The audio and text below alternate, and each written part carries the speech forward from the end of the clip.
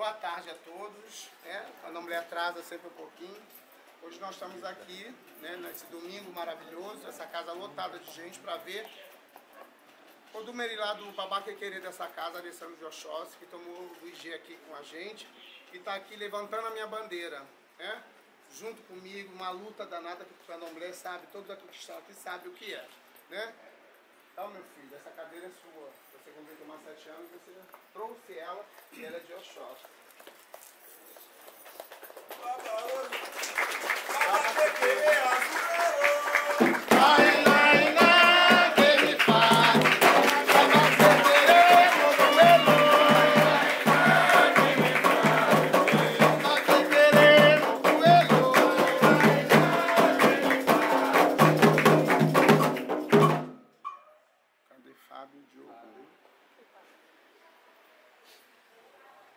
Fábio de Ogum.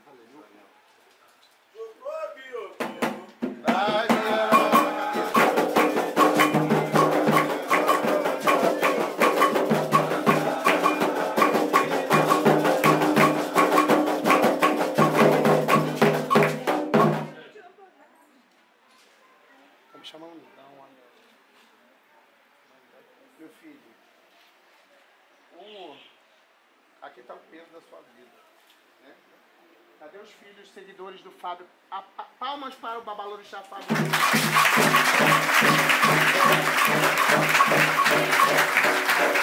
Mas toda essa semana, esses 15 dias, nós passamos por várias coisas, vários momentos bons, difíceis.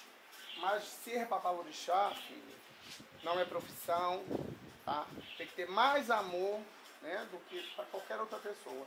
A ingratidão, ela tá aí pra gente mesmo, tá? Eu espero só que você seja um filho fiel, um filho bom, que você siga o que a gente passou todos esses dias que eu te ensinei. Isso aqui tá, a gente recebe para fazer o bem, né?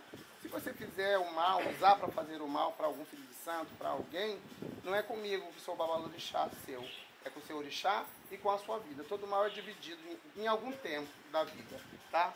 Que esse babalorixá, esse baxé, seja de toda a prosperidade da sua vida, todo o crescimento, que eu vá lá na sua casa plantar seu axé, que eu vá lá tirar muitos 7 anos, muitos iaôs, porque você tem muitos seguidores que são abiãs ainda, tá? Saúde, paz, caminhos abertos, tudo de melhor na sua vida, que Ogum, meu pai, lhe dê tudo de bom. Assim como eu conquistei tudo isso aqui, que você conquiste muito mais, tá?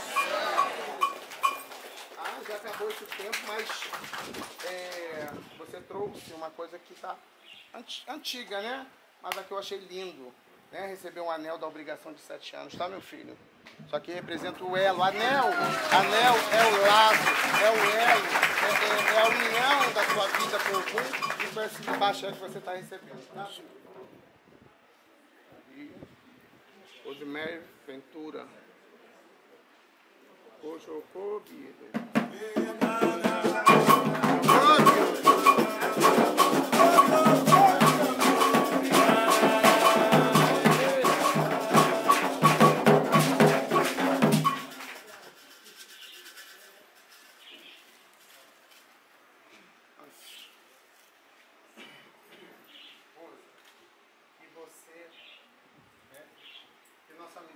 Nunca ultrapasse o limite de babalorixá, né, de amigos, tanto que Ogum chegou para fazer todas as suas coisas.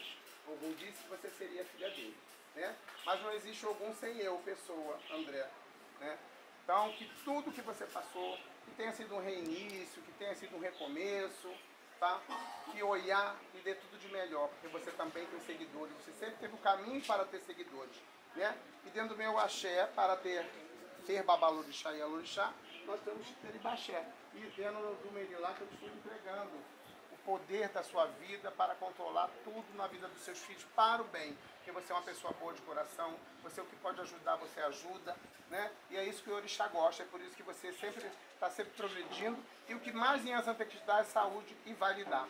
Eu não me importo com o passado, eu espero que você viva o agora, o daqui para frente. Tudo foi feito para Oiá pelas mãos do meu orixá, Ogum. Então, se você é filha de Ogum, mas sem Ogum não tem eu. Aqui eu estou como babalorixá para entregar tudo da sua vida. Tá bom? Caminhos abertos, prosperidade. Ebone Luciana de Oiá. Ojocobi.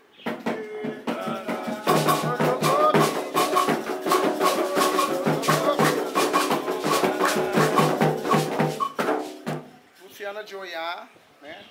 Chegou aqui há um tempo, veio de outro axé também, que não importa, o que importa é o agora. A batalha, o trabalho, até chegar a esses 14 anos, ela já veio o Ebome, da onde ela era, né? Não esqueça as águas do rio que você passou, tá, filha?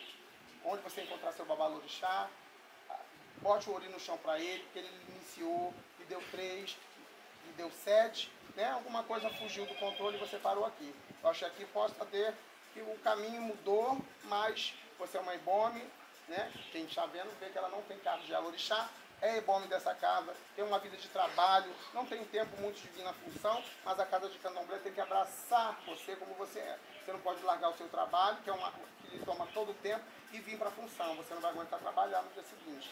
Você viu que foi os 15 dias aqui, tá? Que o Oiá lhe dê tudo, todas as conquistas que você já teve desde que você veio para cá, que você conquiste mais ainda, tá? Saúde, prosperidade, união familiar, seu marido, seu irmão que está aqui, que é meu sobrinho de santo, filho do meu irmão de santo, tá? Estamos aqui para louvar o Oiá, para boas coisas, para passar um domingo maravilhoso com o orixá. Tá bom, filha?